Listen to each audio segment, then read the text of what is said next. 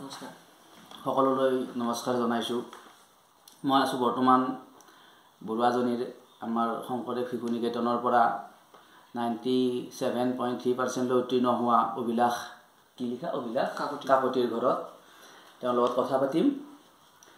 প্ৰথম কোৱাচোন, তোমাৰ সম্পূৰ্ণ পৰিচয়টো কোৱাচোন। নমস্কাৰ, মোৰ নাম শ্ৰী অভিলাষ কাকতি। মোৰ দেউতাৰ নাম শ্ৰী নৱজ্যোতি কাকতি আৰু মাৰ নাম শ্ৰী চয়নিকা কাকতি। মোৰ ঘৰ 1 নং খৰিকত আৰু আমাৰ পোষ্ট অফিচ হৈছে বৰুৱাজনী। আচ্ছা আচ্ছা। মেট্ৰিক পৰীক্ষাত তোমাৰ মুঠ নম্বৰ কিমান পালা তুমি? মেট্ৰিক পৰীক্ষাত মই পাইছিলোঁ 584 নম্বৰ, অৰ্থাৎ 584 নম্বৰ। পাৰ্চেণ্টেজত ক'ব গ'লে 97.33%। সেইটোতো ক'লোৱে মই, পাৰ্চেণ্টেজ 97.33। এনে তোমাৰ গোটেইকেইটা বিষয়ৰ ভিতৰত কোনটো বিষয় তোমাৰ বেছি ভাল লাগে? মোৰ ভাল লগাত গোটেইকেইটাই লাগে, কিন্তু আটাইতকৈ বেছি ভাল লাগিছিল মোৰ গণিত বিষয়টো। আচ্ছা আচ্ছা। গণিত বিষয়টো মই কৰি বহুত ভাল পাইছিলোঁ, প্ৰেক্টিচ কৰিও ভাল লাগিছিল, বহুত ভাল লাগিছিল। আচ্ছা, তুমি যিকেইদিন পঢ়ি আছিলা ঘৰত, মানে প্ৰিপাৰেশ্যন যেতিয়া লৈ আছিলা তুমি মেট্ৰিকৰ কাৰণে, তোমাৰ এনে দৈনিক ৰুটিনখন কেনেকুৱা আছিল? ৰুটিনখনত কেনেকুৱা চিষ্টেমত পঢ়িছিলা এইটো অলপ? মোৰ কোনো নিৰ্ধাৰিত সময় নাছিল। মই প্ৰথম স্কুলৰ পৰা আহি অলপ ৰেষ্ট লৈছিলোঁ, ভৰি হাত ধুই ভাত খাই, তাৰপিছত শুই উঠি মই আজি আমাৰ নিকেতনৰ আচাৰ্যই যি দিছিল সেইখিনি পঢ়িছিলোঁ, পঢ়ি নিজৰ চেল্ফ ষ্টাডিখিনি কৰিছিলোঁ। যে মোৰ এটা কথা আছিল যে যোনখিনি চিলেবাছ আছে সেইখিনি স্কুলৰ আগত শেষ কৰা। সেইবাবে মই আগৰ পৰা পঢ়িছিলোঁ, আৰম্ভণিৰ পৰা পঢ়িছিলোঁ, যাৰ বাবে মোৰ চিলেবাছটো স্কুলত শেষ হোৱাৰ কিছু আগত হ'লেও শেষ হৈছিল। আগত শেষ হৈছিল। হয়। স্কুলখনৰ নামটো কোৱা একবাৰ। স্কুলখনৰ নাম আছিল শংকৰদেৱ শিশু নিকেতন বৰকা। আমাৰ প্ৰধানাচাৰ্যৰ নাম? প্ৰধানাচাৰ্যৰ নাম আছিল শ্ৰী গিৰীন দত্ত। এতিয়া আমাৰ আচাৰ্যখিনি খুব আনন্দিত হৈছে তোমাৰ ৰিজাল্টটো এনেকুৱা, আৰু বাকী গোটেইখিনিৰে ৰিজাল্ট আমাৰ ভাল, তাৰে ভিতৰত মানে ভাল লাগিছে সকলোৰে। এতিয়া তোমাৰ মানে ৰুটিনখন গম পালোঁ, তুমি কি কৰিলা কিছুদিন আগতে তোমাৰ চিলেবাছটো শেষ কৰিছিলোঁ। সেইটো ভাল। এতিয়া ক্লাছ 10ত এতিয়া বৰ্তমানটো পঢ়ি থকা ছাত্ৰ ছাত্ৰী আছে। এইখিনি তুমিতো কিবা এটা ক'ব লাগিব, তুমি তোমাৰ পৰা বিচাৰে।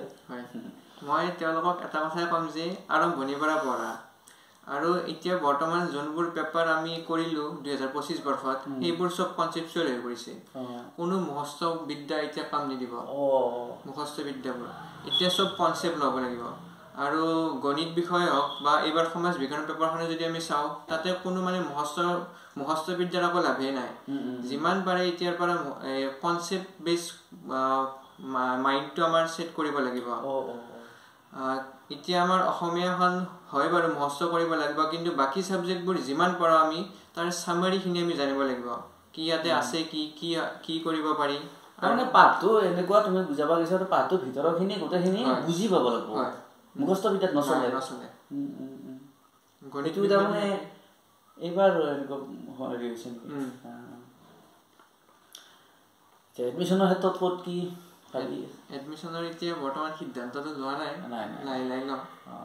ঠিক আছে ঠিক আছে। এতিয়া তুমি তোমাৰ এইটো আজৰি সময়, তুমি যেতিয়া আজৰি সময় পাইছিলা, তেতিয়া আজৰি সময়খিনি তোমাৰ কেনেকুৱা ধৰণে সময়খিনি গৈছিল সেইটো কোৱাচোন। আজৰি সময়ত মই এনেই ক্ৰিকেট খেলি ভাল পাওঁ। চ' মই আজৰি সময়ত এনেই বেটখন লৈ বলটোৱে কেতিয়াবা খেলি থাকোঁ সেনেকৈ। এনে তুমি খেলা যেতিয়া খেলি থাকা, তুমি এনেই ঘৰতে খেলি থাকিছিলা নে বাহিৰত লগৰ লগতো গৈছিলোঁ, ঘৰতো খেলিছিলোঁ, কিন্তু 10ৰ বৰ্ষতো ইমান যোৱা নাই। তাৰমানে তোমাক মই এটা কথা কওঁ যে খেলিলে কিবা পঢ়াৰ ক্ষেত্ৰত কিবা অসুবিধা হ'ব পাৰে নেকি? এইটোতো নহয় চাগে? কিজানি নহয়। আচলকৈ খেলাৰ সময়ত যদি চিন্তা এটা থাকিব লাগে, কি এইখিনি সময় খেলিলোঁ, এইখিনি সময় মেকআপ কৰিব পৰাকৈ পিছত পঢ়িলে হয়, এনেকুৱা চিন্তা থাকিব লাগে। আৰু পঢ়া হোৱাৰ পিছত এনেই মাইণ্ডটো ফ্ৰেছ কৰিবৰ কাৰণে অলপ খেলিব লাগে। সেইটো হয়।